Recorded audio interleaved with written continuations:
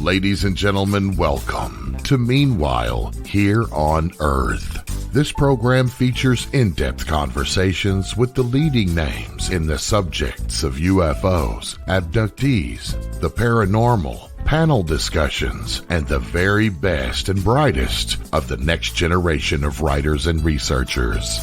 Meanwhile Here on Earth, the show breaking new ground in alternative talk with your intrepid host, veteran investigative writer and researcher, Peter Robbins.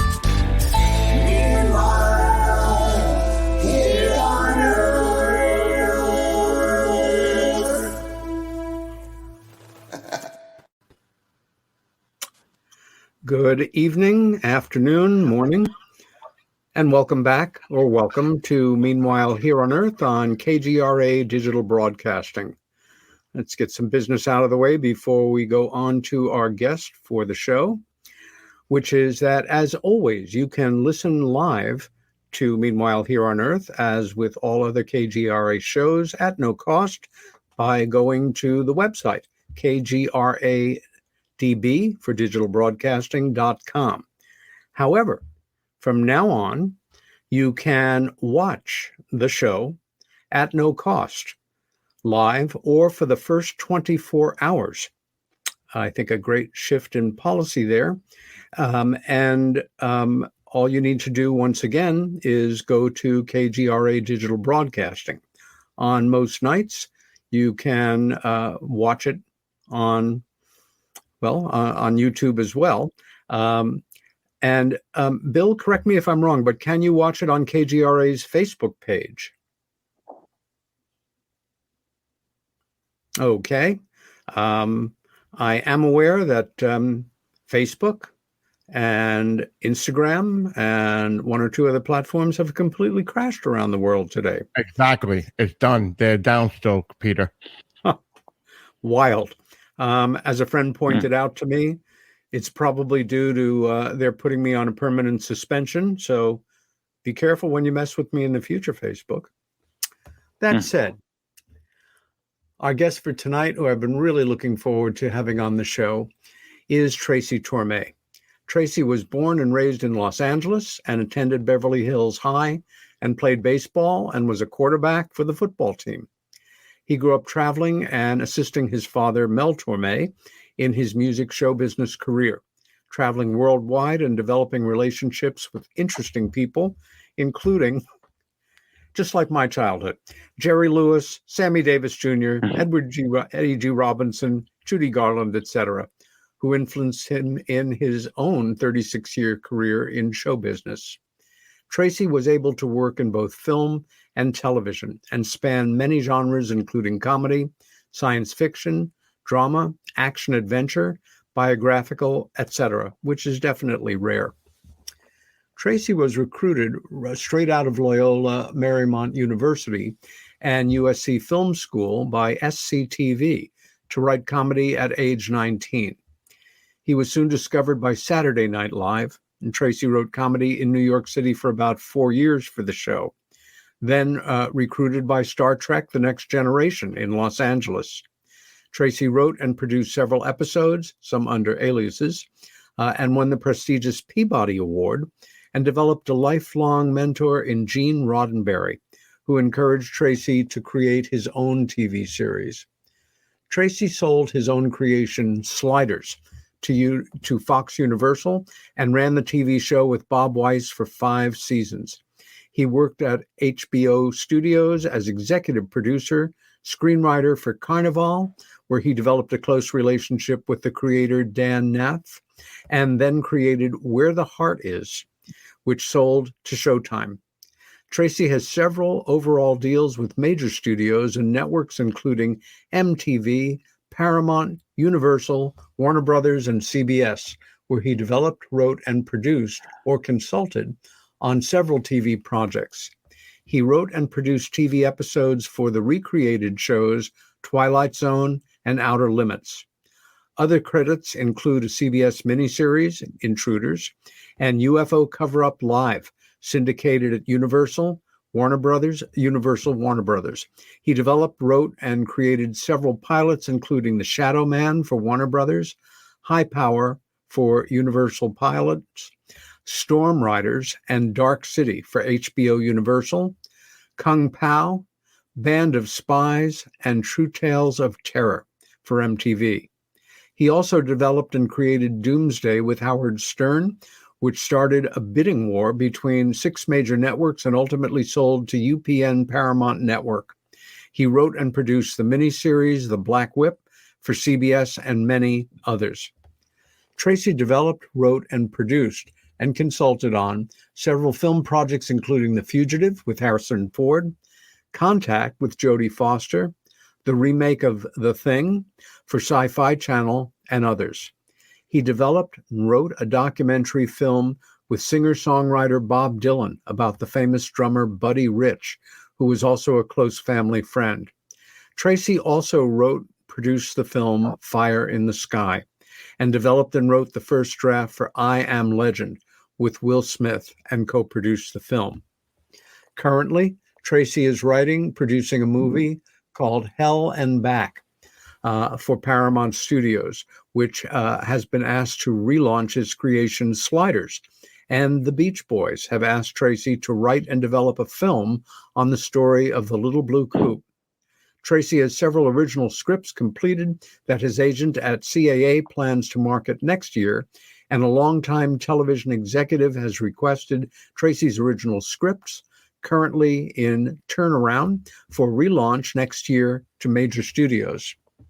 In his spare time, you have spare time, Tracy? Tracy's hobbies include UFOs, UAPs, and alien abduction. Over the years has provided him an opportunity to work with multiple prominent experts in the field. He wrote a novel, Fast Walker, and a script, Messengers of Deception, with Jacques Vallée and Bob Weiss, and produced a UFO documentary, The Phenomenon. Tracy has been asked to write a memoir, which he is considering. Most recently, he has been invited by the King of Jordan, yipes, and will be traveling with Rod Roddenberry, the son of Gene Roddenberry and sole heir to the Star Trek brand, to assist and consult on affairs including film and television internationally. Tracy currently resides in Escondido, California, with his wife Robin and their rescue dogs.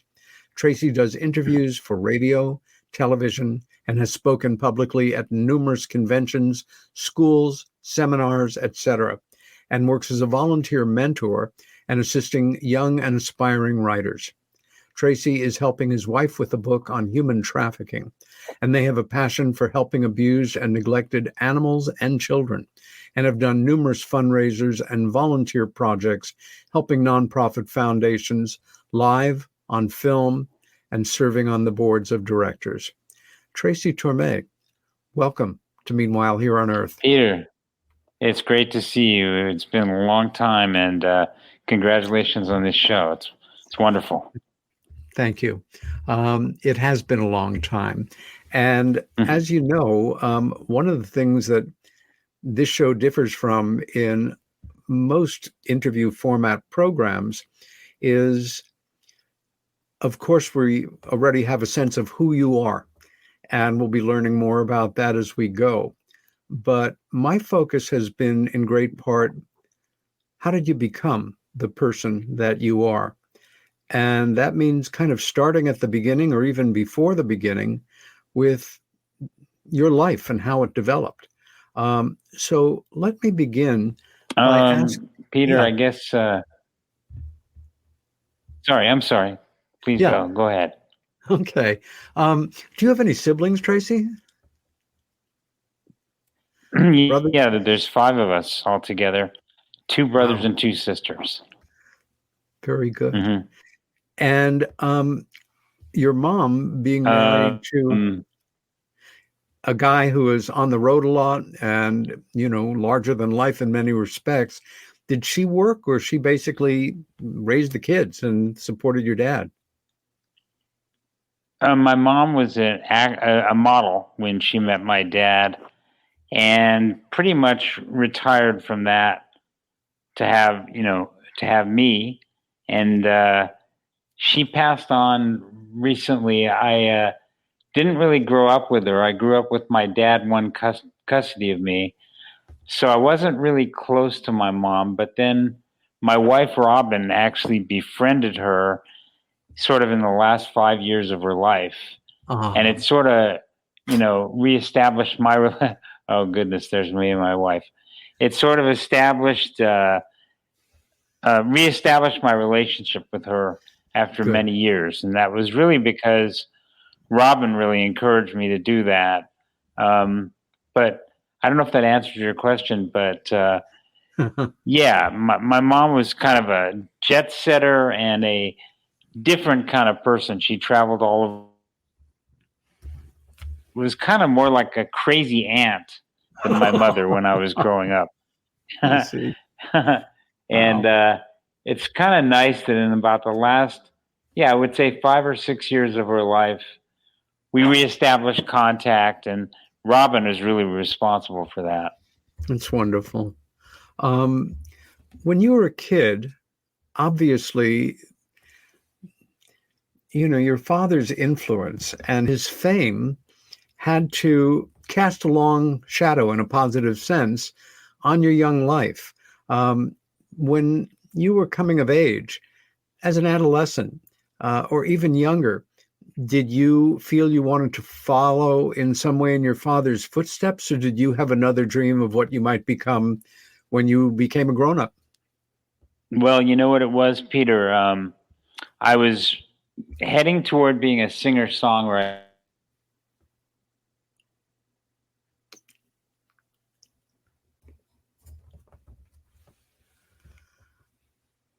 Didn't really fly too well in our house, Okay. I'm from both of my brothers are jazz singers. Huh. Obviously, my dad was a jazz singer. Yes, he and was. I've never really been that fond of jazz, to be really honest with you. And Oh, no. I realized at an early age that the kind of music that I would have done would probably not have been very respected in our household. And I thought, well, unless I'm going to end up on a psychiatrist's couch for the rest of my life, I better find a different line of work. And so I sort of drifted into film and then sort of drifted into writing from on top of that. Peter, I think that I can look back to the day that I actually decided that I wanted to get in the film business. I saw a double feature in Los Angeles, 2 movies that I've continued to love, The Parallax View and 3 Days of the Condor. 2. That was a double feature? I came out of the theater. Yeah. Oh my God. I came out of the theater that day, and I was so motivated by what I'd seen that I decided that's what I wanted to do.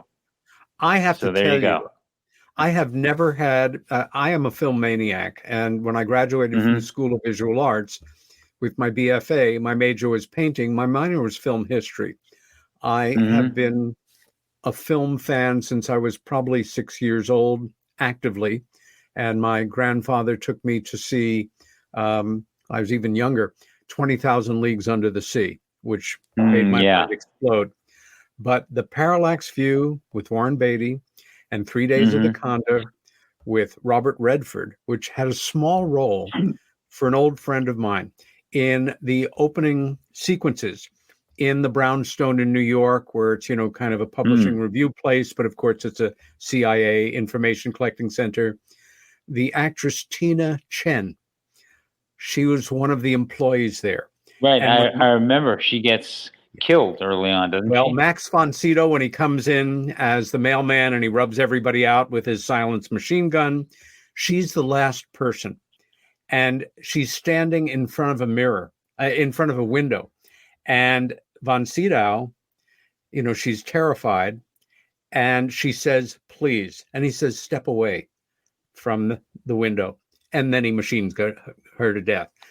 Those 2 films had a tremendous impact on me. Parallax View, so far ahead of its time, it's still reverberating in the filmatic universe. I wanted to know, when you were a little kid, did your folks or your dad take you to the movies and you see Walt Disney stuff or stuff more for kids? I'm Any other losing you, early? Peter. Sorry.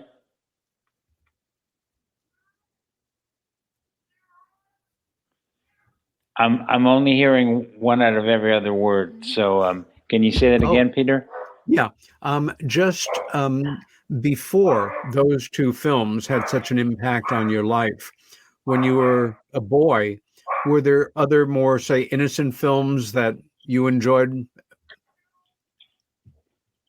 Oh, of course. My dad was a monster movie fan, and we actually had a private film collection. We had a theater room, so I kind of grew up ever since I was very young, appreciating a lot about movie making. Yeah. And it's funny because until that day that I saw that Parallax View, 3 Days of the Condor, I really had not thought this is what I want to do. Yeah. And I came out of the theater that day and just thought, this is what I want to do. Those remain to this day two of my favorite movies. Love each one of those. And I know exactly who you're talking about in 3 Days of the Condor. Yeah. Yeah, I've always really appreciated the movie business. And then, I could tell you how I actually got started in writing, which was kind of interesting too, but please I go would like right to know ahead. that. And The one question I want to ask you before that, we all master reading at our own rate as kids. Being quite dyslexic, I was about 8 when I read my first adult book, which was my dad's copy of 20,000 Leagues Under the Sea. And then my second grown-up book was Huckleberry Finn, which completely blew my mind. What a level to start at. When you started to read, were there certain books or types of genres that you were drawn to as a young reader? I always kind of gravitated toward science fiction, but also I love film noir type of stories. I loved Raymond Chandler, for instance. I'm Yeah. a huge fan of his. Yeah. And so I think I kind of went in that direction. Then, of course, I guess I read a book when I was in junior high school, Flying Saucers Serious Business by Boy, Frank Edwards. Yes, sir. Yeah, and that's the first UFO book that I remember reading. And I was absolutely fascinated by that subject. And the reason that I came to believe that UFOs, quote unquote, were real was because the skeptics' explanations for interesting events were so tortured. I mean, they went so, beyond any sense of reason in trying to explain these things away. And that told me, well, if people are fighting that hard to say these things aren't real, that's probably a good indication that they are real. And Good that's logic. sort of where I started going down that road. Now, am I correct in remembering that your father had a rather profound UFO sighting? That's true. Can you tell us about that, what's please? funny? Well, what's funny about that, Peter, is I first heard about my father's UFO sighting, not from my father. I read it somewhere else, and then I went to my dad and I said, "Dad, are you kidding me? You had this UFO sighting? How did you never tell me about this?" And he never had. I mean, I read about it in a book, but make a long story short, he was walking his dog in New York State, maybe it was even New York City, and the dog stopped and looked up and sort of froze.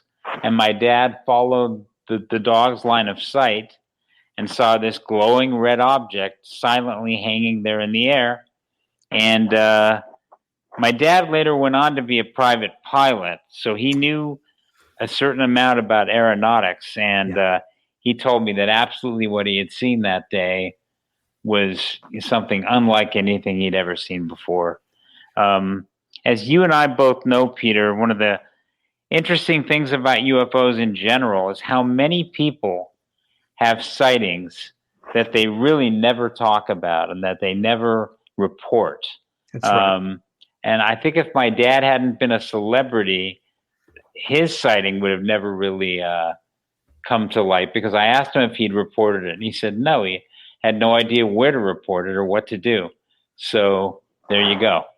Isn't that ironic? I had assumed erroneously that was what had sparked your original interest, but it was Frank Edwards' book. And for any of our viewers who are not aware of that name, Frank Edwards was one of the biggest names in radio broadcasting in the 50s and certainly into the 60s.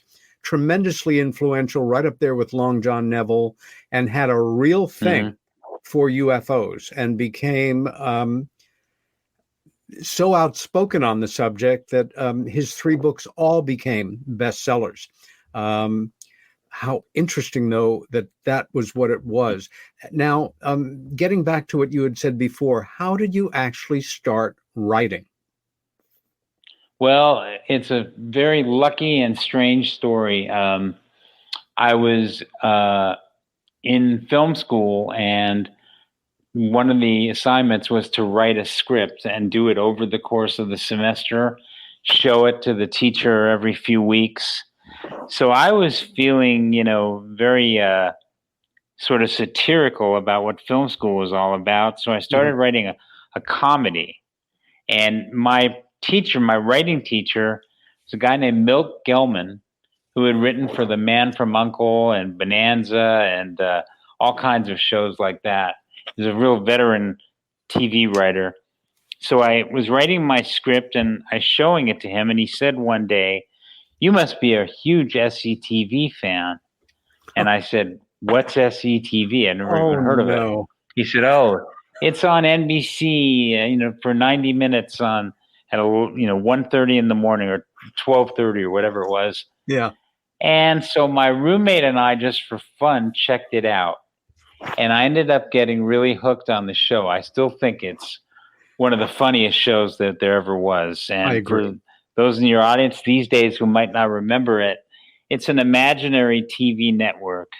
And therefore, it sort of lampoons everything that ever appears on TV, from commercials to telethons to newscasts. Yeah. So I started watching it, and I was really restless at school and a bit bored. So I got in touch with them. They were in Edmonton, Alberta, Ontario. At the time. That's where they did the show, right? And I got in touch with a producer, and I said, "Listen, if I think I could write for your show. If I wrote some sketches and sent them to you, would you read them?" And he said, "Well, probably not." And he said, "But, do whatever you want to do." So I started just fiddling around with some sketches, not really knowing much of anything about it. But I based it on the characters that I knew from the show. And I sent it up to them, and I got incredibly lucky. I came home on a Thursday from school. I still have 12 units to go to get my degree at that time. And they said, "Tracy, we've got an opening. Could you be in Toronto on Monday?" And it took me about 1 millisecond to say yes. So I dropped out of school and I flew up. At that point, they had moved to Toronto. Yeah, they'd moved from Edmonton.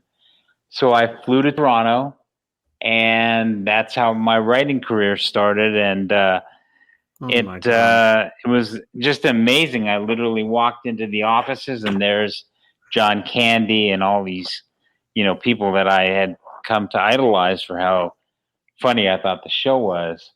That's where I got my start. And then by the time I finished with SCTV, Saturday Night Live hired me, and I went off to do that. And I always intended to go back to school and get my degree.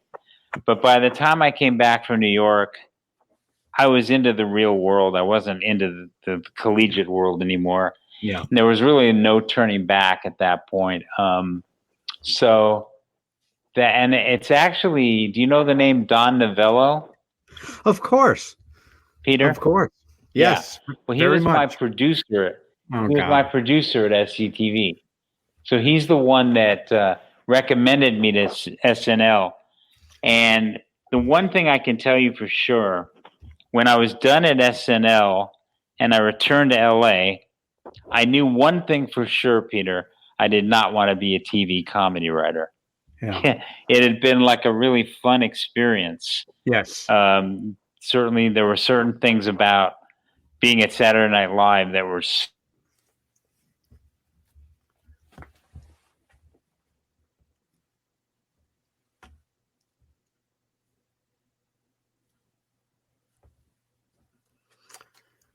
We've lost Tracy for the moment.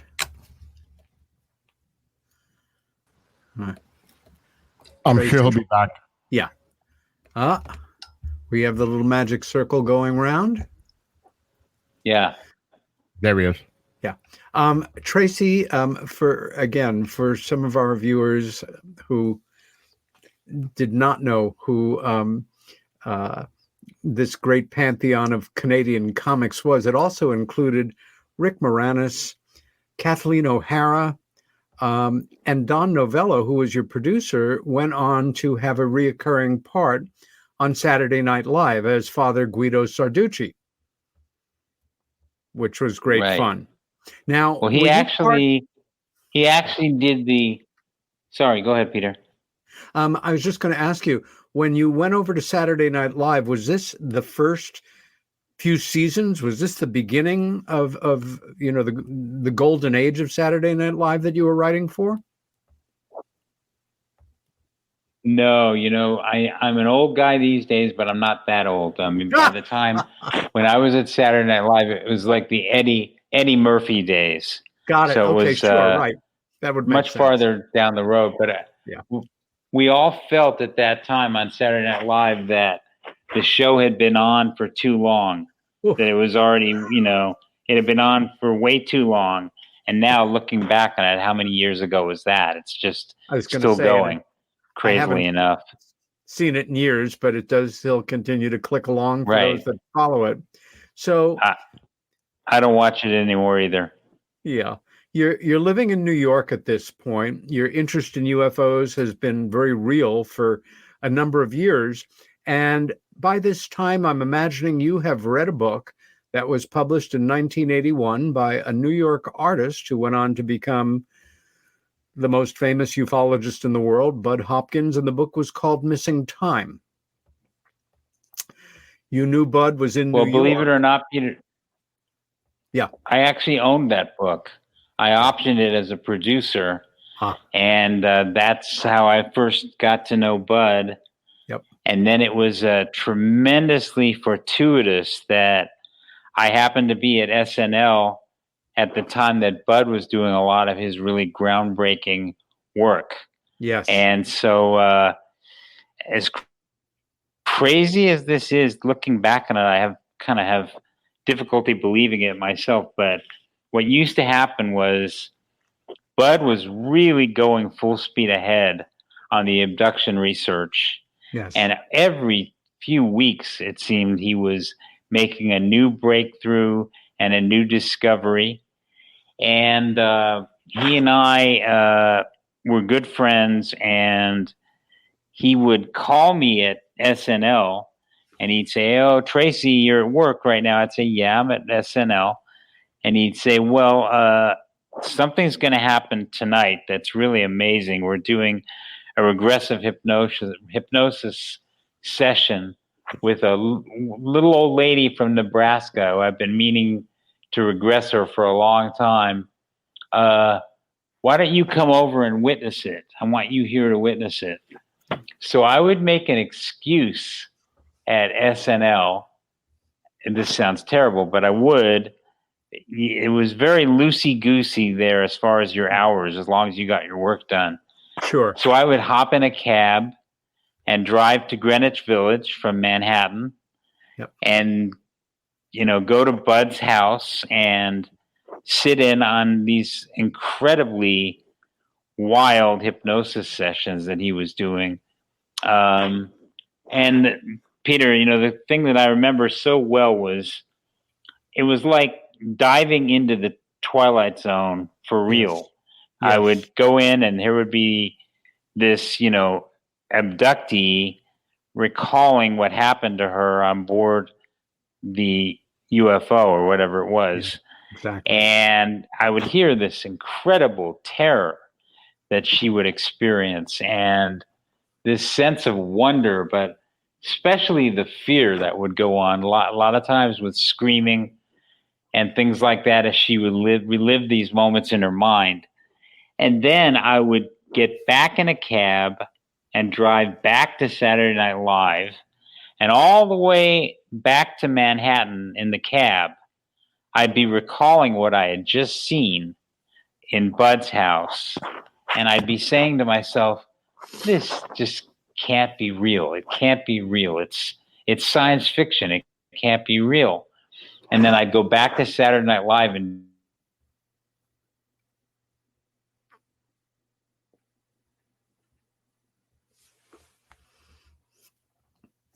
I know what Tracy's talking about.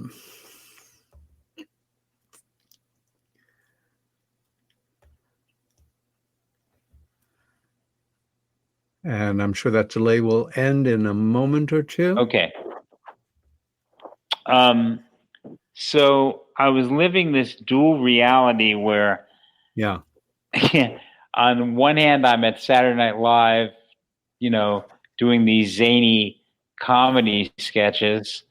And then on the other hand, I was living with Bud Hopkins' work and meeting all the abductees. And I remember one night, Peter, he had a party at his house where he brought like 30 abductees together, many of whom had never met each other before. And, here were these haunted people who've had this incredible, life-changing experiences that we still don't totally understand to this day. And they were all, there together talking about their common experiences. And the experiences were, consistently similar in all of the cases of what I consider to be real abductees. Yeah. And did you ever meet Peter Michael Barshad? Yes. In fact, I think I was at that party as well. Not as an abductee, but as Bud's assistant. Right. Well, Michael said to me one day, Tracy, what you need to understand is whenever they want to pick me up again, they can. It doesn't matter where I am. It doesn't matter who I'm with.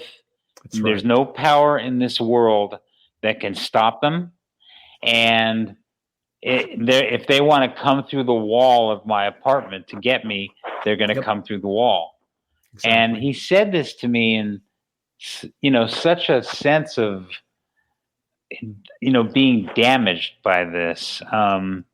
And I still feel to this day, I don't necessarily feel that the abductors are evil in any specific way. I don't think it has to do with good or bad. They're doing what they're doing for their own reasons. Leave it to us to figure it out. Right. They're indifferent. And, but I still don't feel it's a good thing for those of us in the human race to be taken from time to time and experimented on. It's upsetting to me in a way because nobody seems to be asked, is this okay? They're just going to do it.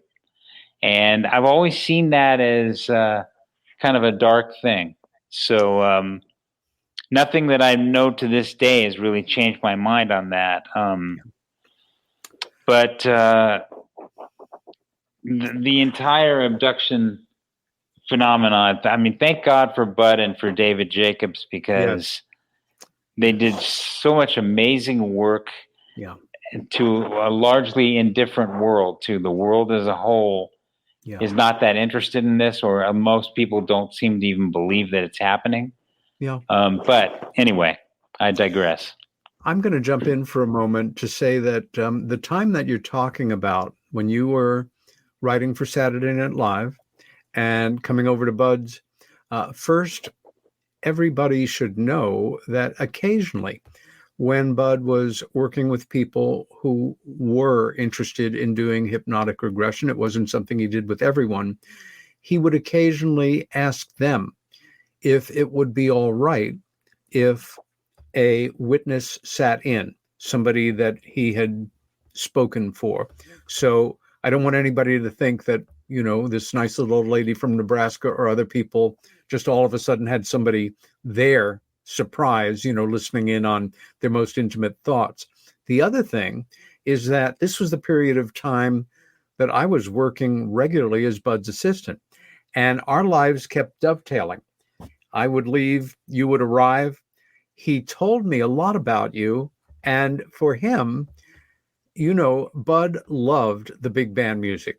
And as you may remember, for all the years that I knew him, starting in 1976, behind his desk, there was a framed piece of sheet music, and it was a very famous pop song in the 40s by a singer named Vaughn Monroe called When the Blue of the Night Meets the Gold of the Day. I was not a Vaughn Monroe fan. I was a Mel Torme fan. And we used to have many enjoyable, lighthearted arguments. But he loved the fact that he was connected to this wonderful singer who he admired through his son, who he also admired. And I used to hear about you from him. And it was great fun knowing that he had this contact with you. And I remember number one. It's a visual one. And there you are again. Yeah, I remember when he was very excited that Missing Time was optioned. And then when in 87, when Intruders came out, that it was optioned sometime after that. And that then the two books were kind of put together by you. Bud was a purist in a lot of ways, and there were things, he would have preferred an absolute, almost documentary representation of either book. And for me, one of the most powerful things about the miniseries, which we'll talk about shortly, Intruders, was a completely confabulated character played by the great Ben Vereen. It added a certain density and groundedness. Ben had played an MP guard on either the Roswell crash or a similar event and had to be institutionalized or else he would talk. And Richard Crenna, who was a brilliant choice to be cast in the lead role, loved Richard Crenna. He was obviously based on Bud, but a little bit, rather, you didn't make him a painter and you didn't make him a psychiatrist. Well, he was a psychiatrist with a little bit of John Mack thrown in. Crenna, after the casting was done and before the filming, came and spent several days with Bud to observe him in the studio. And being a good method actor, he had certain aspects of Bud down. The wonderful young actress, Daphne, I'll think of her last name in a minute. Daphne Ashbrook, wasn't it? The Ashbrook, exactly, who played an abductee and very powerfully. She also came to the studio and spent some time with us. But there was a pre-existing individual in ufology, a historian who was an associate professor of history, retired some years now, at Temple University, who you became close to as well, Dr. David M. Jacobs. And you were really, I think, the first person to talk to Dr. Jacobs about this friend of yours, also involved in UFO studies in New York, who is a painter, who was convinced, I'll hold that thought while Tracy descends into the netherworld of who knows where he is right now. The little wheel is spinning. I'm cautiously optimistic he hasn't slipped into a wormhole. But while we're missing him right here, that period of time was extraordinary when Bud was really deepening his involvement in the work. and still a bit of an outsider. Coming out of the 70s, when nobody was doing abduction-related research, it's understandable that ufologists, people that studied it seriously, were focused on things that they could point to and what we'll laughingly call the adult world as somewhat grounded. Confirmed sightings, authentic declassified documents, trace cases where contact with an anomalous UFO causes physiological changes to organic material like soil or what have you, plant life. And David Jacobs once kind of brought it all together for me by saying in the 70s, the research community was focused on the cars and not the drivers.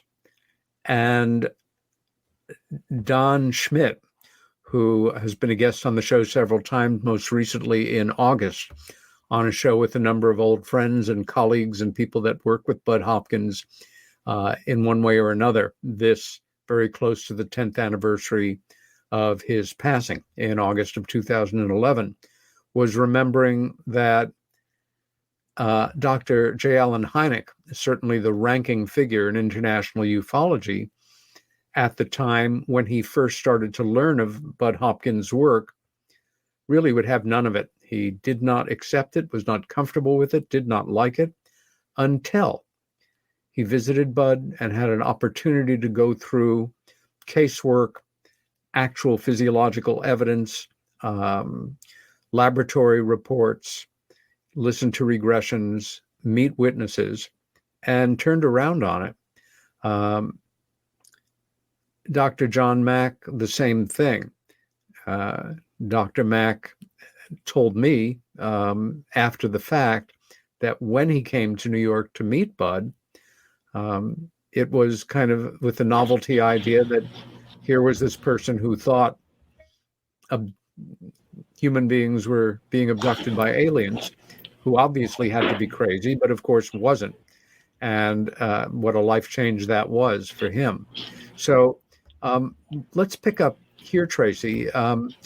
You know David, and you're telling him about Bud Hopkins. What was his first impression of Hopkins from your telling him what he was doing and what he felt and believed? Yes, Peter, I was in I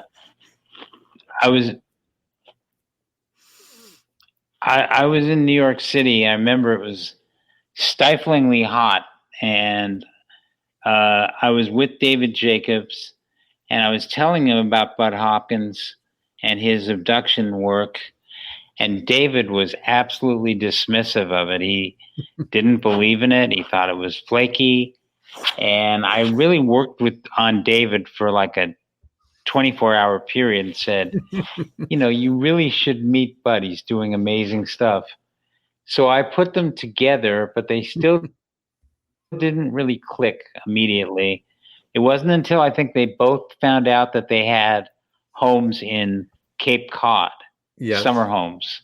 Yeah. And they ended up rediscovering each other again. And the rest is history, because David totally turned around, as you know.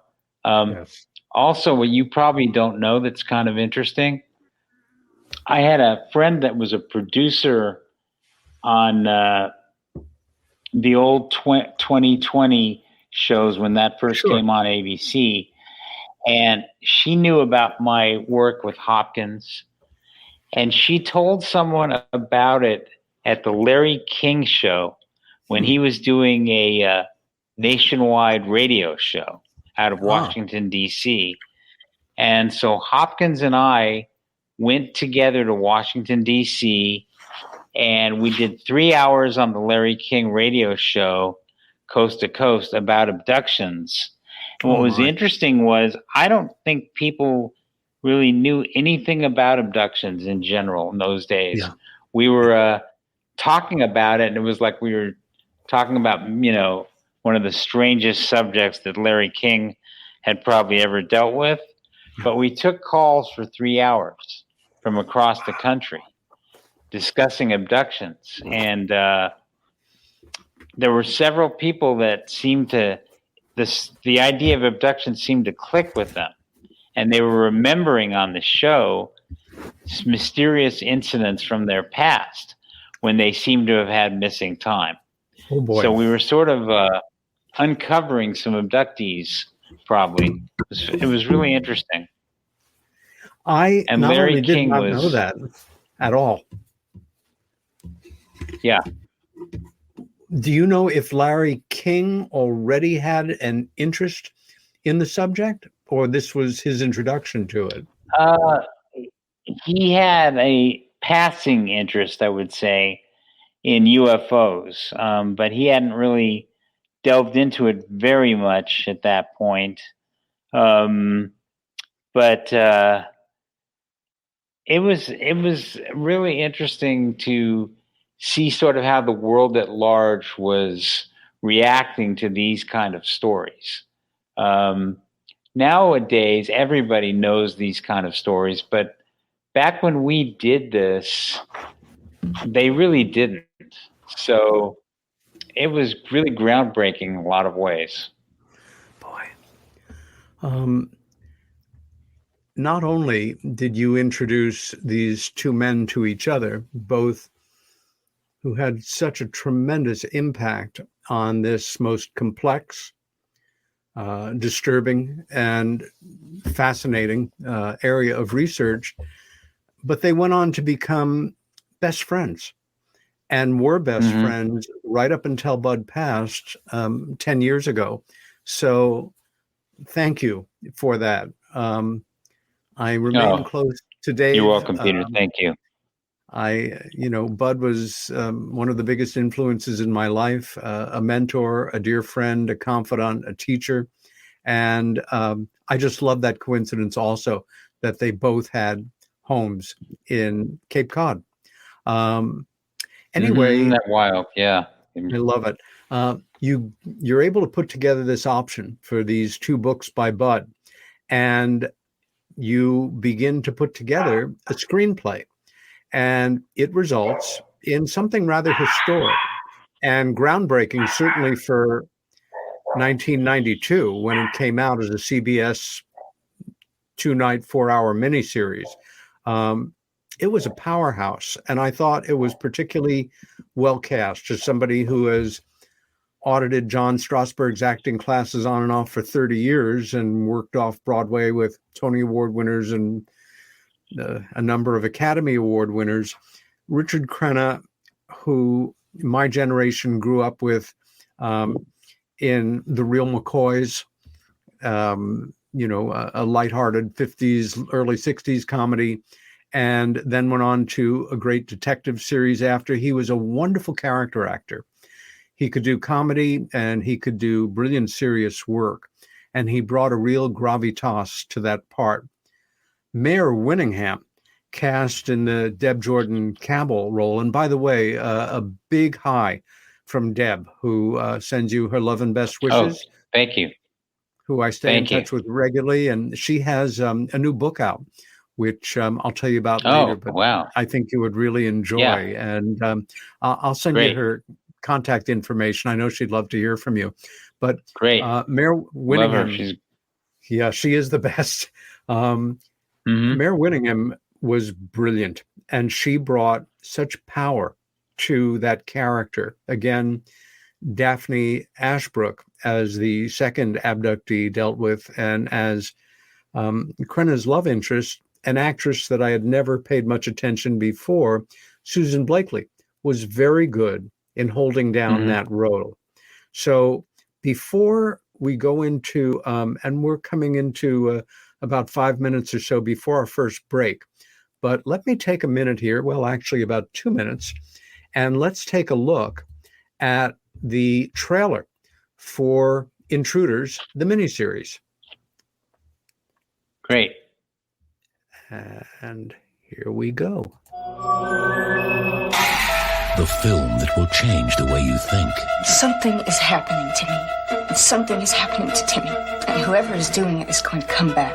Our government says it's not happening. It's just science fiction. But what are they hiding? We have a confirmed angel touchdown. You will erase the radar tapes immediately, and you will instruct your people not to discuss this event with anyone. People are living in fear. Because in the night, they come. Who are they? They're not people! They take what doesn't belong to them. Mom, you're bleeding! I have to find out what is happening to me. And leave behind unanswered questions. Can a respected psychiatrist put aside his own disbeliefs? She's obsessed with those missing hours. To help those who need him. You don't have to be afraid. Jimmy! You leave him alone! There's no such thing as monsters. I'm sorry. And to expose a government cover-up. Nothing is out there. They hurt me. Why don't you stop them? What's happening is real. Richard Crenna, Mare Winningham, Ben Vereen, and Susan Blakely. They went inside me and took my baby. Intruders, they are among us, and now you will believe. That's pretty heavy That was hitting fun. stuff. I don't know if I've ever seen that. 1992 television. Whew. So That was a lot of fun. You know who directed it, right, Peter? I did, and I forgot. And I was actually going over all the details of the filmography this afternoon. The director? Dan Curtis from Dark Shadows. You know, he was sort of famous for I guess Dark Shadows was a pretty big series in its day. I really never watched it, but he was an interesting guy, and Dan Curtis directed it. I worked with one of their lead players, Grayson Hall, off Broadway. I've heard that name. Yeah, unfortunately, she was very ill and had to drop out of the play that we were doing at the time, but a very influential series for sure. So you set about to write this screenplay. You already had a grounding in the work. You had witnessed, people under aggression. You had spent time with them. Was this something that there were points where it was like automatic writing and it just flowed? Other times you labor, as they say, being a writer is 1% inspiration, 99% perspiration. Not fully true, but how did it come together? They did have a writer. They had a writer that was doing. Yeah, they had a writer that was doing the early drafts of the project. It was called "They Are Among Us" at the time, which I thought was a little bit of an overly melodramatic title. I didn't really love it. So I made the suggestion, why don't we call it Intruders? Because it was not based directly on Bud's Intruders book. That's right. But it was just generally, I generally kind of drifted toward the character that Crenna played. To me, he's like 80% Bud and 20% John Mack. It's kind of what he was. My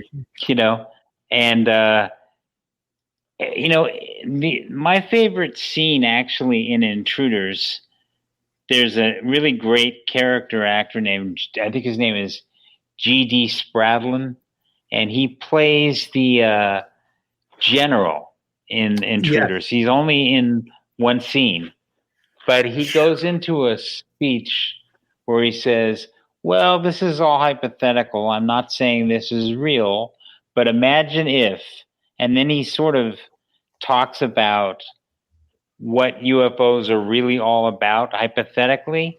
Yeah. And that was a scene where I absolutely was able to state my belief on what it's really all about.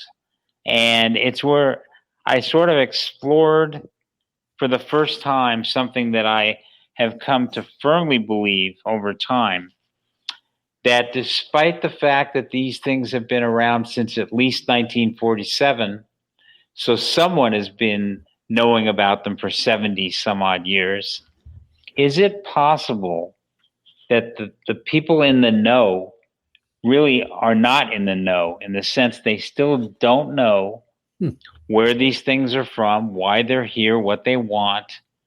I came to believe that, many years ago.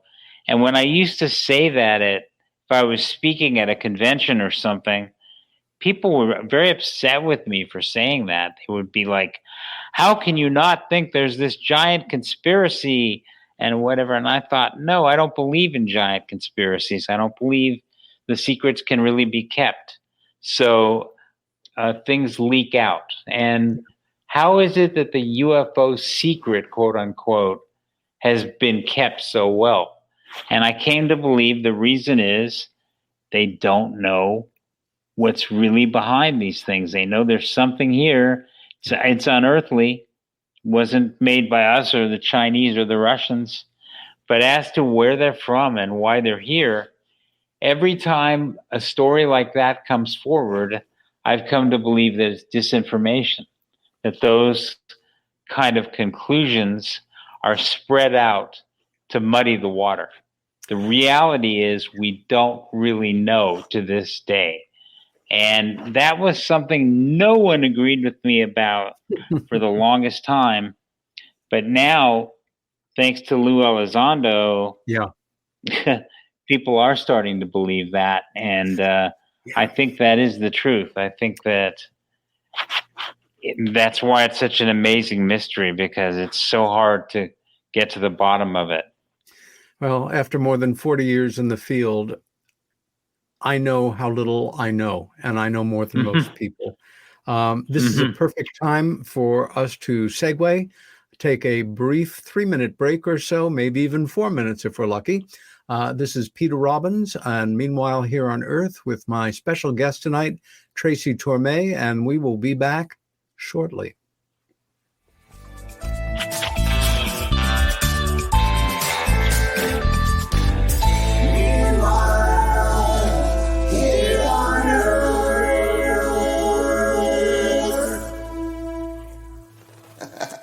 Hey members, the new KGRA-DB app is now available on iOS and Android devices. Gain on-demand access to any KGRA-DB programming. Download any show directly to your mobile device to listen or watch on the go. Go to the App Store and search KGRA-DB.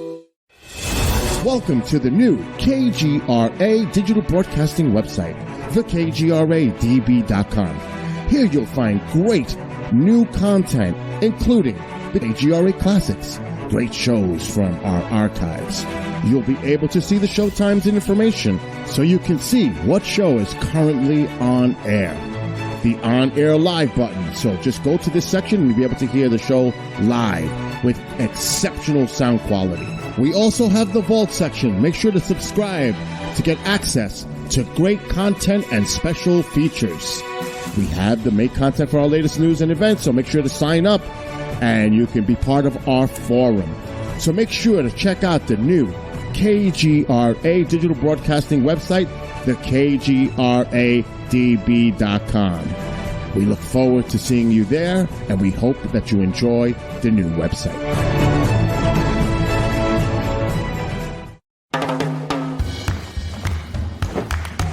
I don't want to talk about it.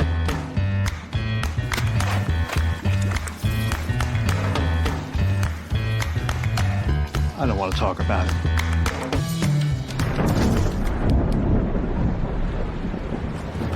Families don't have to talk about everything, but they should talk about how to plan for an emergency.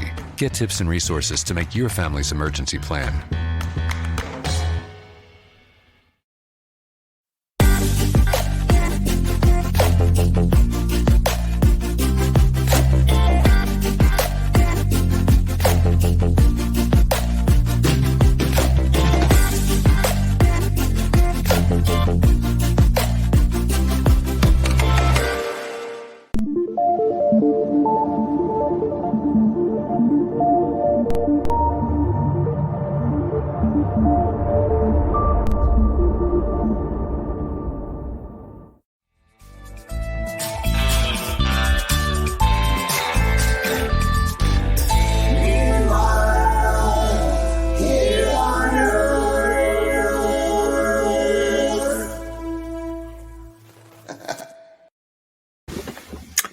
Welcome back. This is Peter Robbins with my guest, Tracy Torme.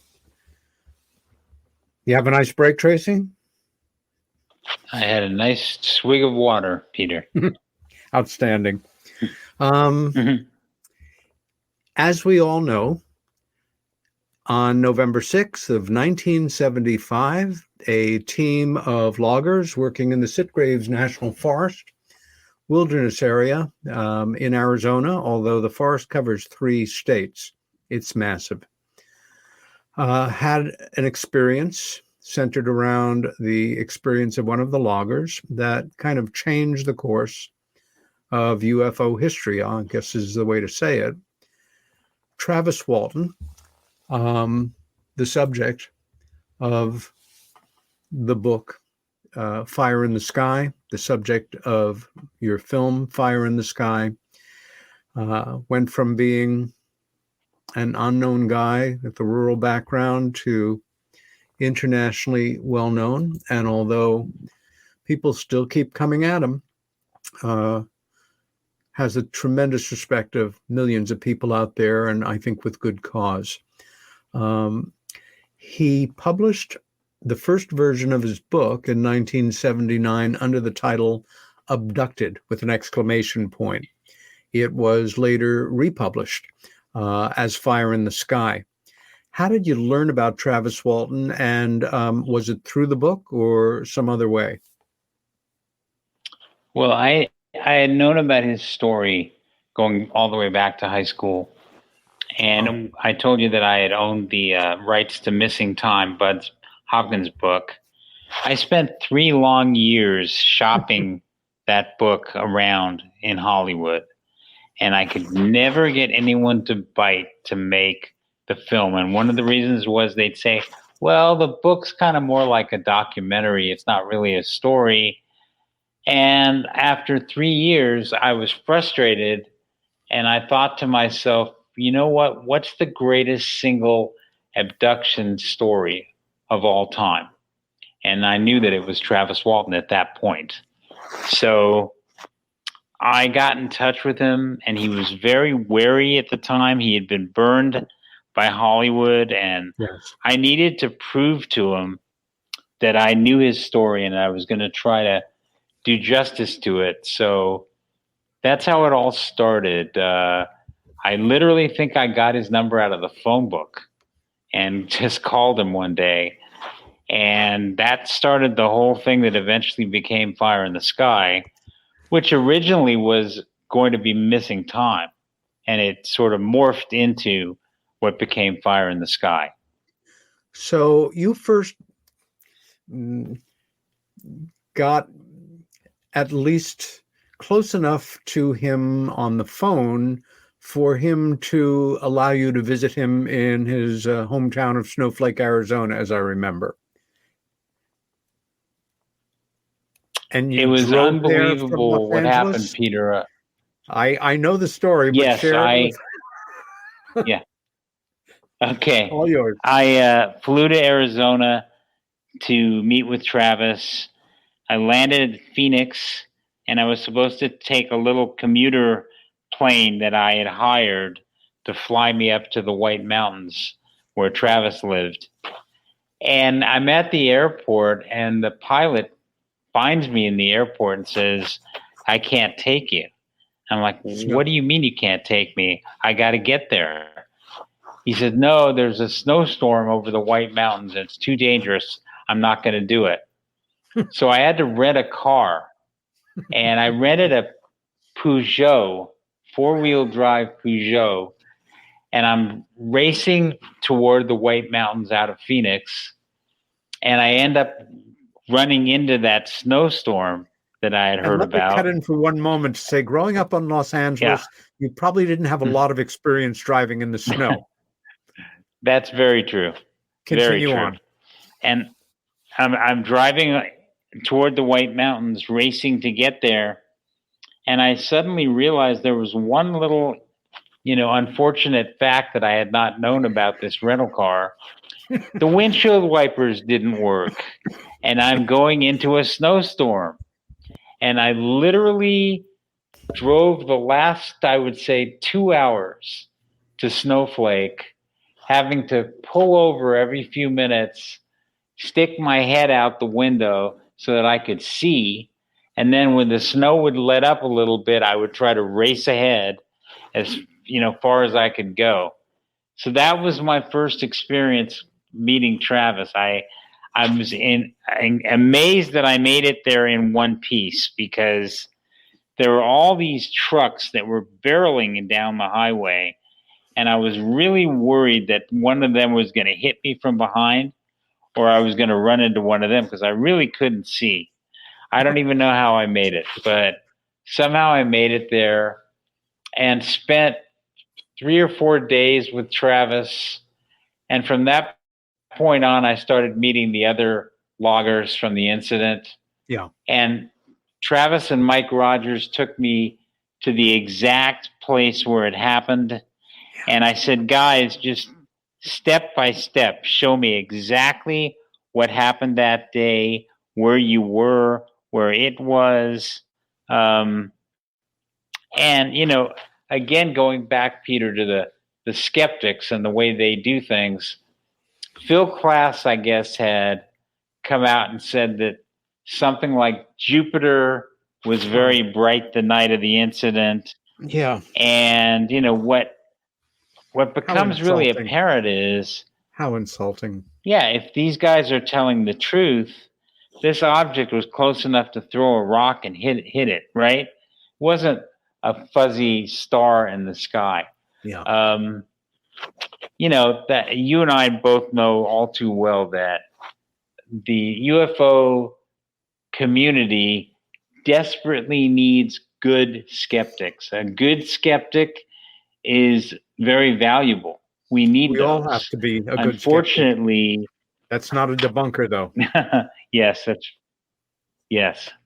And unfortunately, in UFO circles, the tortured explanation of these incidents are so overtly ridiculous that yeah, they really are. It's true.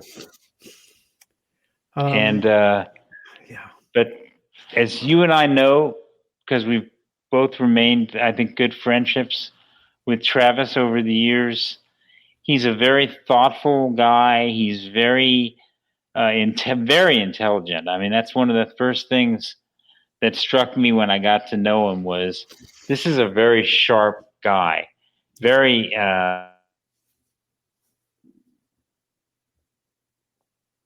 make this story up, which I think, it's safe to say for at least the first 10 to 15 years after the incident happened, he was very damaged by this event. It wasn't like something he had ever wanted to happen. Now, though, Peter, as you I'm sure would agree with me, he's really come of age in a way the last, maybe 20 years. He's become far more comfortable in his own skin, and he's become so far much more at ease with dealing with all the ramifications of what happened to him that day. And it's nice to see that happen, because he's a really nice guy and he deserves good things in life. And I'm so happy to see the way sort of the world as a whole has come to accept him, even to admire him for what happened to him. I also visited that spot in Sitgraves National Forest with Travis and with Mike and some other friends, and also was walked through every aspect, point A to point B, to what happened here to there. And of course, having kind of a filmatic mind and being a very visual person, it was quite an overwhelming afternoon for me, as I'm sure it was for you, but in your case, much more intimate and much more intense, because it was just the three of you and the time of year. I was basically there right around the anniversary, within a day or two, in fact.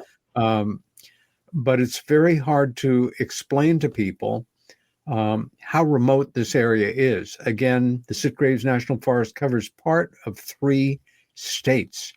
And at the time, of course, it was very dense, mostly pine. But after that terrible forest fire, which the forest has not fully recovered from, you can look off, and if the weather is good, the vistas open up 30 miles away. You are in the middle of nowhere, and how that must have impacted on everyone as well. But did you actually work with Travis developing the screenplay, or work on it on your own and then bring it, parts back to him for his thoughts on it? What was your process there? Well, the element that I really kept him very involved with was relaying to him my efforts to get it off the ground at a studio. And I kept him, very appraised of what was going on there. But when it came to actually writing the script, I sort of knew what I wanted to do. And I didn't really involve him too much in that, because when you're doing a story about someone's life, it's a double-edged sword to let them kind of get too involved in it. Yes. Because they want to see their life portrayed in a way that may not be in the best interest of the movie, So, no, originally, once I sort of had visited the area and got to know the woodsman, I always saw the story as being primarily about the friendship between Mike and Travis, because what an amazing irony that Travis ends up marrying the sister of the guy that basically drove off and left him after he got zapped. And I, was always really focused on that.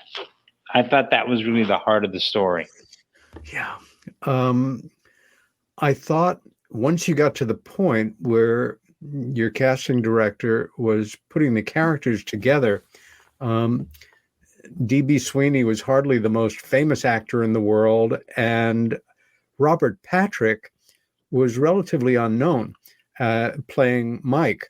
And I think it really was, Sweeney had some filmography at that point, but Patrick, I think it was really his opportunity to shine, and he did a great job. And then, of course, not long after, he went off to, I would say it was more of a caricature than a real character, but he played the unforgettable liquid metal man in the first Terminator movie that was on Arnold's case like crazy. And in this shot here, we have these 2 actors, Sweeney on the left and Patrick on the right. And they made it happen. For me, my favorite performance in the film, I have to say, and here's Sweeney again, was an actor I have always loved since I was a kid, and he starred in a cowboy show on TV. The late, great James Garner as Sheriff Gillespie. And he just shone like a star that he is. But he was able to embody being a career law enforcement officer in the Southwest and being a hard guy, but you knew also that he was not closed to the idea of this possibility. And I'm not sure, have you seen Jennifer Stein's documentary, Travis, The True Story of Travis Walton? I've heard about it. I have not seen it yet. I was an associate producer on it. I will send you a copy. I think it's superb. I think please. Yeah. After you or Robin can just email me your mailing address, and I'll get off a copy to you this week. Jennifer interviewed Gillespie. You're welcome. And something happened off camera that may throw you. He's in his 80s, certainly at the time. And off camera, Jennifer, there with Bob Terrio, our cameraman and great tech guy, asked him if he did, even if there was a possibility that he took the account seriously. And he said, "Oh, yes, I did." And they were taken aback and said, please explain. He said, you have to understand, I was, the sheriff in the area, and this is the Old West to a degree. You have a certain way you have to carry yourself. He said, but I knew it was possible because I had had my own UFO event not long before that. He and his either daughter or daughter-in-law were driving in separate cars together when a very pronounced UFO appeared. It so shocked his daughter, she went off the road. And Jennifer said, would you consider talking about this on camera? And he said, I'll consider it. And this was a project that took 5 years of them returning and filming and returning and filming. And he passed of natural causes a few months later. So that never got on camera. But I'm sure Garner, well, who knows if he knew it? I'm sure he met with Gillespie and, chatted with him. Who knows what he might have confided to him. But there are a few stills I want to share here. And then do something that, and this is at that moment, then the icky sticky scene, then that particular alien.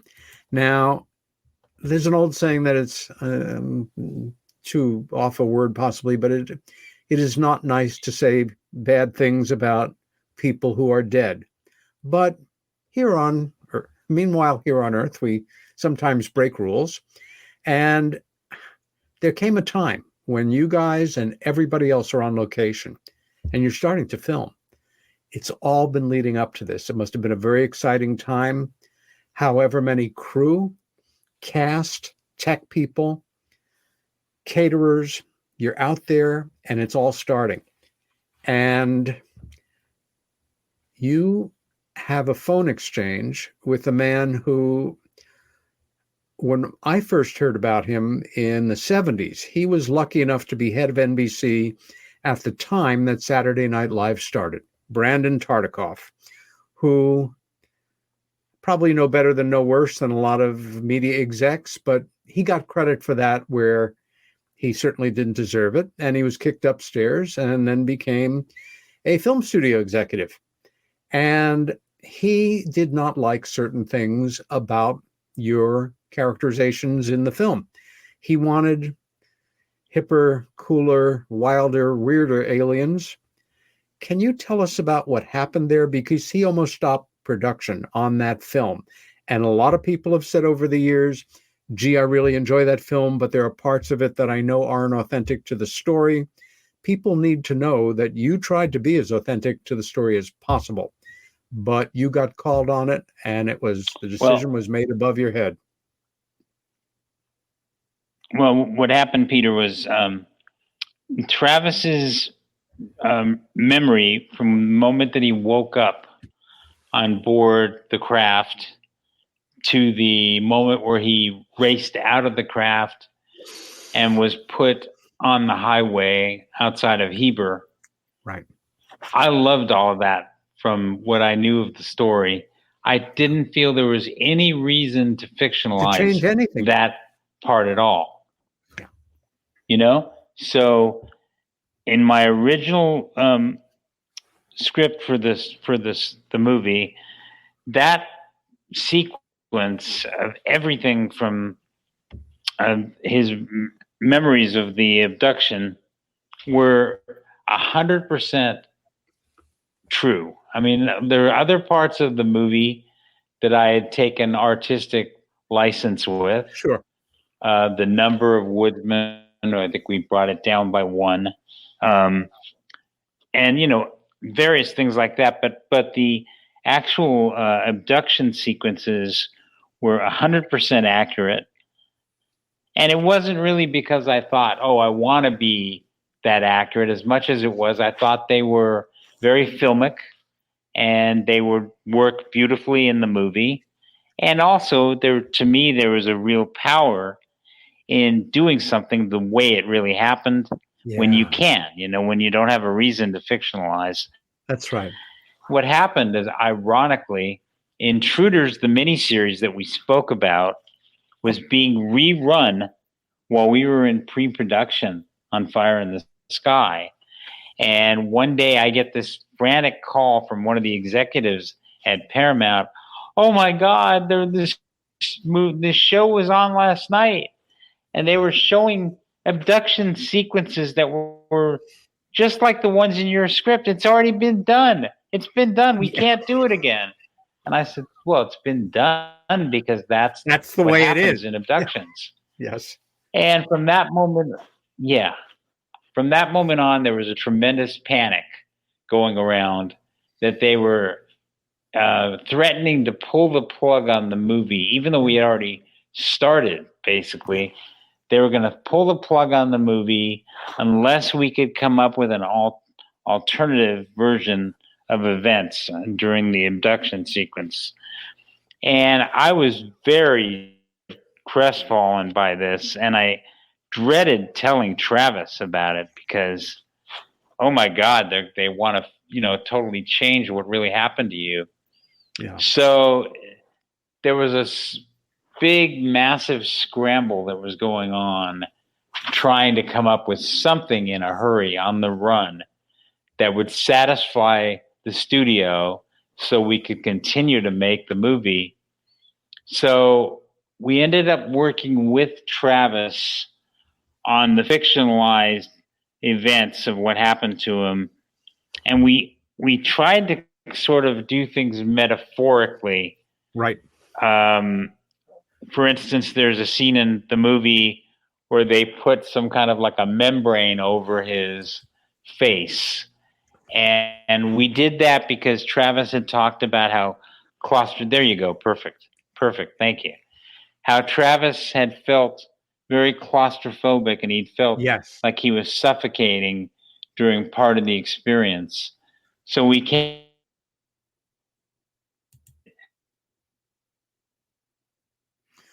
Yeah, but folks, the membrane did not cover everything. It was, again, this was a device to be more terrifying, more abductish. I still find it very frustrating personally because, as Tracy has said, the actual narrative is so powerful and so not in need of adjustment that, it's like yanking defeat from the jaws of victory. But yes, that sequence also, Tracy, am I correct that the depiction of the aliens themselves, they wanted a grottier, nastier, never seen before on screen type of alien rather than the ones that we had. And boy, the ones that they gave us, they were nasty looking sons of bitches. And again, unlike any that have ever been reported. And that is one giant honkin' nose kind of thing that has never been reported, and very human eyes and it's just goofball stuff. And it is a shame. You can still watch the movie and enjoy it. Again, great characterizations, very powerful acting, and sequences that in spirit or actuality are true to form. But I thought trying to work allegorically was as good as it got for you guys at that point. Also, Peter, you'll appreciate this as a filmmaker. Another thing that would seem more minor to some people, but that really threw me for a loop and upset the hell out of me, was the character of Alan Dallas in the movie, who is kind of like the bad apple of the crew, played by a really good actor named Craig Sheffer. And I had written that what I thought was a really good scene where after Travis returns, he has a final one-on-one confrontation with Alan Dallas. And Alan Dallas basically says, I never liked you, Travis, but God was I happy that you came back. Because they'd still think I murdered you otherwise. Anyway, it was one of my favorite scenes in the piece. And I watched the first cut of the movie, and that scene is totally gone. And what really bothered me was Alan Dallas who'd been, I think, an important character in the movie, suddenly just disappears from the movie. It's never explained why. And I went to the director and I just said, that is a huge mistake. Put that scene back in the movie. I actually went to the other producers and pled my case. But you know how it is in film. The director is the god, and he thought that it slowed the movie down at that point. Because once Travis comes back, all you care about is what the abduction was about. And let's not, get messed up with this character stuff anymore. I said, well, it's a character movie. Well, you're wrong. Yeah. So every time I see the movie, the fact that the Alan Dallas character just disappears from the movie has always bothered me almost as much as fictionalizing the abduction sequences. But that's the way it works in the movie business. It's all one gigantic compromise from beginning to end. And you have to pick your battles. And that was one that I lost. And I lost the battle to do the reality of what happened to him during the abduction. Also, I had to explain for the longest time to people why we had fictionalized the abduction sequences, because UFO people, especially, they knew what the reality of it was. And I just felt I had a real chip on my shoulder for a while about it, because I really felt like personally, I felt like it's still a really good movie. And I don't want the fact that we had to fictionalize the abduction scene to overwhelm the rest of the movie. And for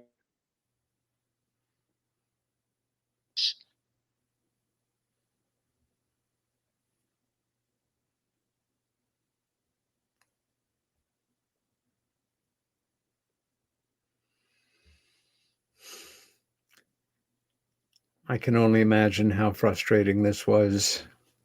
I'm sure you viewers and listeners feel the same way.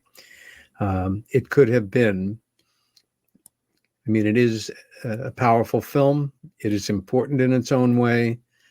But I think to myself sometime, because I knew this story from years ago when Tracy told it to me for the first time, that in that what if reality that sometimes runs through our brain, what if they were not rerunning Intruders, the miniseries, while they were going into production on Fire in the Sky? None of this might have happened. Yeah, let's change that abduction stuff. It's the same thing. Well, yes, it is overall the same thing. And the original trailer that was, put into theaters was quite lurid and, very hot. It was followed by a more cerebral trailer. But we're going to take a look at the original trailer to Fire in the Sky right now. How does it think? What makes it move? Why does it breathe? Questions anyone would ask about a man if they'd never seen one before. So for 5 days, a man was borrowed.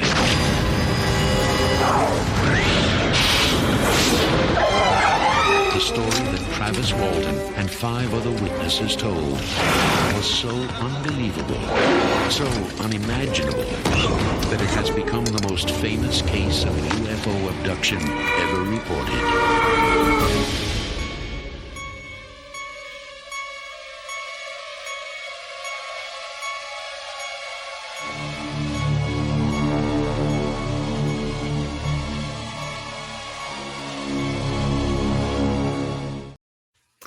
Whoa. The actual scene in the woods, too, when they see the craft, I was upset about that, too, because the director again had this idea of why is it whenever they see UFOs, they're like metallic discs? I mean, shouldn't it be something more organic, like a, and he had this, again, this concept of what it should look like. That was obviously, as you know, that was very fictionalized too. And I was never happy about that either. But you win some, you lose some. That's not the way I would have done it. But by the way, you mentioned Robert Patrick. Who, by the way, I thought was really brilliant as Mike Rogers. Ooh, a very dedicated actor, really great actor. But you'll find this interesting because you're so interested in film. There were some other, there you go. There were some other people that were going to play the parts. And I think you'd find this interesting. The James Garner part was originally going to be James Caan. And whoa. And the studio couldn't make a deal with him. So that fell away. But originally that's who it was going to be. And also very strongly considered for the D.B. Sweeney role was going to be Johnny Depp. Oh my God. Isn't that interesting? Yeah. I'm a big James Caan fan, but I do think of him, as an urban presence where maybe it has to do again with the popular 60s TV series Maverick, which was a James Garner vehicle, and remembering him first as a kid as a cowboy. Always seemed very comfortable and laconic, although he had that wonderful long-running, very freewheeling detective show that was a lot of fun in the 70s. But, these accidents of fate,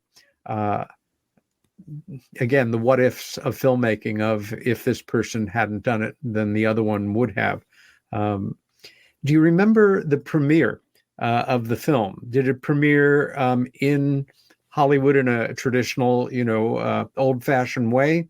Or was it quieter or open at theaters around the country on the same day? No, I first saw it in Westwood, in suburb of Los Angeles, and we had screened it to audiences several times. So by the time the actual premiere happened, I had probably seen the final product 5 or 6 times. But it was fun to be able to go see it with friends and family. I always, still to this day, really, really enjoy that. I actually am thinking of a funny story about I Am Legend, the Will Smith movie that I did. That sort of segues into my dog rescue, but I'll save that for later on. But those seeing the premieres are always,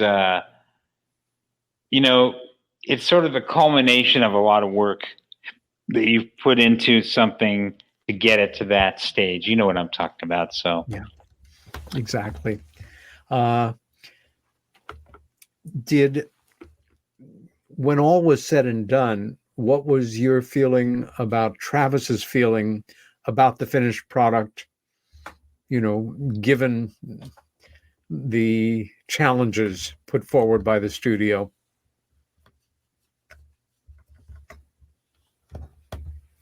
I think it was a mixed bag for Travis. I think that he really appreciated the way we told the story and the actors, and I think he liked the script. But I think he was very disappointed of the fact that for the rest of his life, when the subject of Fire in the Sky ever came up, he would have to explain that, what they showed that happened to me in the movie is really not what happened to me on board the craft.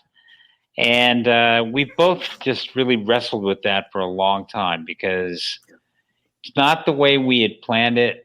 And, literally when I'm not exaggerating when I say the studio was ready to absolutely pull the plug on the movie.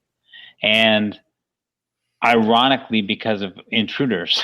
So I was like, I made my own bed accidentally in that one, but we What's the couldn't get irony across there? to them. Yes, these abduction stories have been discussed. This is not the only story, but they have crazy, huh? Yeah, more than that, in the human factor, you have now kind of a business operation going. You have X number of actors, as we talked about, technical people, support people, caterers. They're in the forest overall. Whatever your budget was, $10 million, whatever, these people all have families. They are committed to working for X amount of time on location. This is money that's going to pay the bills. And that the studio takes such a pig-headed, counterproductive attitude that they are willing to lose X number of millions of dollars if you will not make these changes, which ultimately did not serve the narrative and did not serve the story or the truth. I think it would have been a grand movie and one that people would have looked back on now or in the future when more and more people do take this phenomenon seriously as absolutely visionary. And, they're playing games with people's lives and not just, it's a power thing of, we can get you to do this or you're not going to get paid. And everybody else is going home without a paycheck. That stinks. My opinion, of course. Well, that's showbiz, Peter. You know that. I mean, that's one thing I quickly learned when I got into the movie business was every movie is such a series of, compromises that you have to make. And you really do become adept at deciding which are the things that are worth fighting for and which are the things you just kind of like say, oh, you sigh and move on and say, oh, well. And that's a balancing act. It's never easy.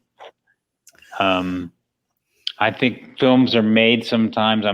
It's kind of a miracle that films do get made because there are so many forces out there that are stepping in to try to change your creation. That was the reason that I became a producer in the first place, was because I wanted to protect my writing. And I realized very quickly that the best way to protect your writing is to produce. Can I tell you a quick story along those lines? You may. Because this, to me, is sort of the ironic story of how these things work. So my first screenplay is being made into a movie, and I'm all excited for it. And the producer, a wonderful guy named Joe Wizan, I made 2 movies with him. And Joe said to me one day, hey, I've got the perfect idea of who should direct your movie. I said, oh, great. Who are you thinking of? And Joe was very close with Barry Levinson and people like that. So I've got all these, grandiose dreams in my head of who it's going to be. And he goes, my wife. I said, your wife? Is your wife a director? Well, she's going to be. She wants to be. So I'm thinking, oh my God. Well, she ends up going through my script with a friend of hers, and they rewrite it. And bit by bit, the whole movie is getting dismantled. It was originally called Witching Hour, and it was like a Rosemary's Baby kind of movie. And first thing that happens, it's not called Witching Hour anymore. Why not? It's called Spellbinder. I said, oh, okay. Is there a reason? We like Spellbinder better. Okay. So there goes my title. Then I go down to the set because filming has started. And my main character is a guy named Keith Mills, played by God, can you believe I'm blanking on the Tim Daly. Tim Daly was playing him, right? And so I'm on the set and I see Tim Daly, Keith Mills, moving around the set, and someone in the movie during a take calls him Jeff. So I go up to the director, Joe Wazan's wife. I say, why are they calling him Jeff? His name is That's Keith his name. Mills. I hate the name Keith. Oh, really? That was his name. So the punchline to the story is, when I've had to use pseudonyms in my career as a protest against something that was going on, my pseudonym is Keith Mills, because I figured that was poetic justice. Keith lives. That's how Keith Mills lives on. Jeez. But there you go. Yeah. That's a bad dream. Anyway, you just find something like you go in one day, the title has changed, the character has changed, and a million other things that are changed. And I realized at a very young age there that writers have very little power in Hollywood. And unless I'm a director, which I'm not, the only way to protect my work is to produce. So there you go. Yeah. Among the lowest creatures on the phylogenetic What's your cat's scale, name? Juno. And I think sometimes he knows that he was named after a Roman goddess. And you remember the song, the great Johnny Cash song, A Boy Named Sue, How Do You Do?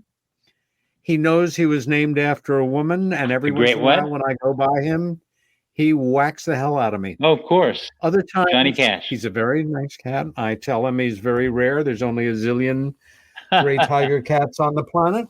Oh, and that great. He's a show cat. Good boy, Juno. Get out of my way here. I want to go on with some of the time that we have left to ask you some. Beautiful. That's great. He is. And I don't know. Cats are just my favorite animal. You made a film. You wrote a film that came out in 2007, starring the much beloved Will Smith, called I Am Legend. A really powerful sci-fi story set years after a plague kills off most of humanity and transforms the rest of us into monsters. And the sole survivor, who is in New York City, my hometown, struggles valiantly to find a cure.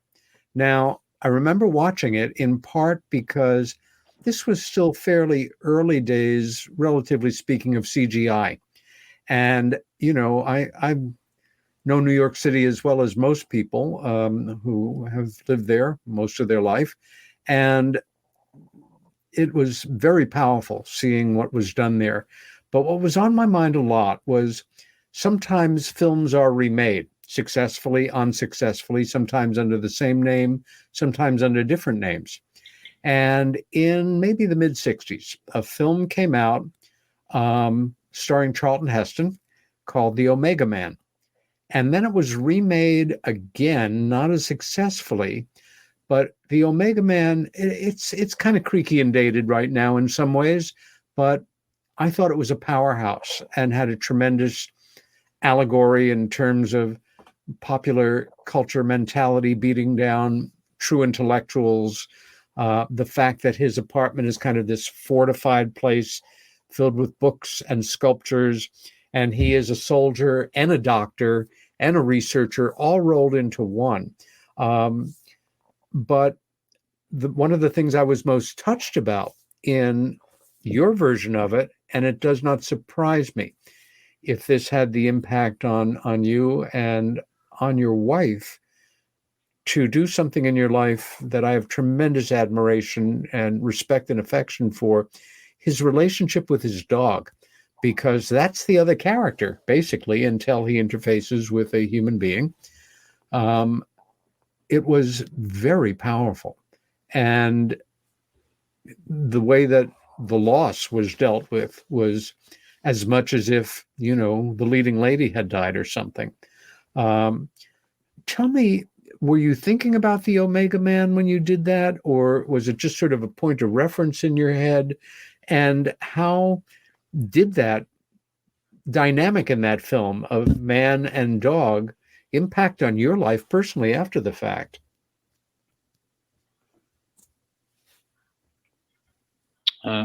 That's a really great question, Peter. The book I Am Legend was written by Richard Matheson, who's my favorite writer, and people might know him for writing a lot of the best Twilight Zones, many other things. So I'd always been fascinated by the book, and then had a chance to make it for Warner Brothers. And there's only less than one page about a dog in the book, technically, because the character in the book is so lonely, being basically like the last man on earth, and he's just struggling for his own sanity. And then he looks out one day and he sees this incredibly emaciated, starving dog wandering the street. And this is a dog living in a world full of vampires in the book. And he's so excited to actually see another living creature that he spends all of this time trying to coax the dog into approaching him and giving it some food. And the dog is so scared and so traumatized that it just won't go near him. And he tries and tries and tries for a number of days. And finally, the dog is so hungry and so weak that it gives in and comes up to him and lets him give it some food. And you're reading this in the book, and, you know, tears are rolling down your cheeks as you're reading this. Yeah. And then there's a single line after that. It says, "In a week, the dog was dead." And that's it. It's all there is in the book. But it was so powerful, and I have such a love of dogs, and I always have, that I pitched it to the other producers and said, let's really make the dog much more of a big character, and let's explore the unique bond between man and dog. It's the perfect, way to do it in the movie. So I really pushed hard for that. Now, the final part of the story, Peter, is on the day that I Am Legend premiered, and I was getting ready to go to the premiere, my dog of many years, one of my dogs, do you know what a Rhodesian Ridgeback is? I actually do. Quite a unique breed. Yeah. So I had about 120-pound Rhodesian Ridgeback named Angel, and she happened to be beginning the horrible process when a dog is going to pass away. It reaches a point where it won't eat anymore, it won't do anything. It will literally just go off to be alone to die. And it just so happens that on the day I Am Legend premiered, my dog had started that process. So when I went to the screening that day and the scene came up in the movie where the dog dies, I absolutely lost it. I had to leave the theater and go pace around the lobby for 10 minutes until I could come back in. And as my wife will attest, to this day, I've never watched that scene again. And anytime that scene comes up, I leave the room. So there you go. It's really interesting that you asked that question, but yeah, that was really emotional for me. And it all comes from just that one little tiny thing in the book. But it struck me that in a guy who's living alone in the world, a dog could really be his best friend. It can be anyway, even if you're not alone in the world, but especially if you're alone in the world. When Will Smith says in the movie, "I lost my friend today," or whatever he says, it still chokes me up. That's the way that I feel about dogs. What you feel about cats. Generally, so. yeah,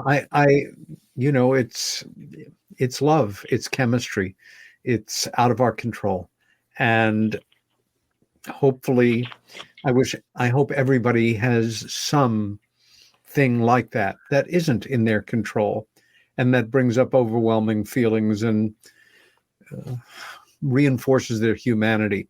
Will Smith, of course, came on the scene years before that as a very positive, pleasant rapper and a natural actor with a phenomenal range. And of course, we were all introduced to him in comedic roles, but the man is a brilliant actor. And to hold a film, pretty much one character, we can think of a handful of films that require an actor to do that. I thought he did a superb job. We're coming into our last few minutes of the show right now, and our time has flown. Any parting thoughts for our audience, Tracy, in terms of film, abduction, ufology, life? Well, yes, Peter, I think one thing that you and I would really agree upon is we are in an incredible time right now when it comes to the world of UFOs. I mean, we are, in my opinion, and I might be proven to be terribly wrong, but in my opinion, with it, will accept that we are being monitored or surveilled by something unearthly. And this will be the time period right before the world came to know for a fact that we are not alone in the universe. Now, most of us sort of know that already, but as a whole, the world does not know that. And so thanks to Lou Elizondo and what's going on right now, it's an extremely exciting time to be looking at the UFO mystery. I mean, we may finally have some answers that have been so elusive to us for so long. So very exciting. It is. And we move more and more toward a critical mass in populations. We are still far in the minority, those of us that simply, how can I say, no longer have the luxury of disbelief. It's an established fact for us. The best we can do, I think, is act as educators. And one of the great keys to teaching is doing it in a way that's entertaining. I have, as a friend, always, you are a special person in my life as a screenwriter who has a sense of responsibility and style and knows how to do something so basic and human, which is to tell a story, something that we share with many people worthy of our respect. Tracy, it has been such a pleasure having you on this show. I hope at some point in the future, you'll come back either to pick up where we've left off, talk about new things, or be part of a panel of film directors, television writers to talk about UFOs and the media. In the meantime, please take good care. Send me your regular mailing address. I'll get a copy of Jennifer Stein's Travis, the True Story of Travis Walton out to you, a film that I have tremendous respect for. Peter, it's been so wonderful reconnecting with you. Thank you so much for having me. My pleasure. Peter Robbins and Tracy Torme. Meanwhile, here on Earth, next week we have two guests, James Weiner and Charlie Fultz, two of the men involved in the extremely well-documented Allagash, Maine UFO abductions in 1976. If you've enjoyed the show, please tell your friends. See you next week, same time, same station. Stay well, stand up for what you believe in, and be kind to each other.